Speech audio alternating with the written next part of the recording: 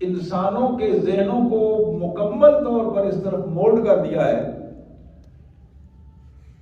کہ انسان جب تک مادہ پرستی کی کیفیت میں نہیں آئے گا، دولت اکٹھی نہیں کرے گا، جس کے پاس پیسہ نہیں ہوگا اس کی عزت نہیں ہوگی۔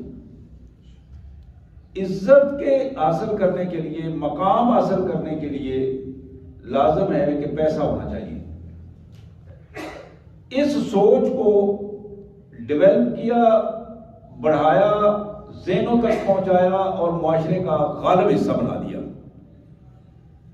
یعنی اس میں تو کوئی شک نہیں کہ رزق ایک ضرورت ہے انسان، لیکن اس کی زندگی کا مقصد رزق نہیں ہے۔ زندگی گزارنے کا کی ضرورت ہے، لیکن اس کے جینے کے لیے رزق لازم نہیں ہے کہ رزق لازماً موجود ہو تو اس کے علاوہ اس کو عزت کی زندگی نہیں مل سکتی۔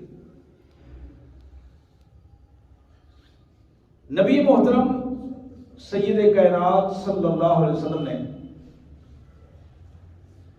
بخاری اور مسلم کی ایک بڑی معروف حدیث ہے، آپ نے فرمایا کہ اللہ تعالیٰ نے میرا رزق میرے نیزے کی انی میں رکھا ہے۔ جب میں اللہ کی رضا کے لیے میدان جہاد میں نکلتا ہوں،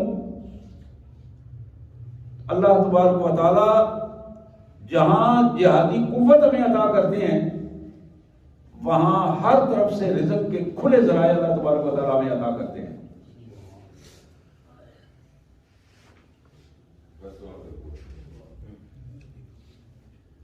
ابن ماجہ کی، سنن ابن ماجہ کی بڑی معروف روایت،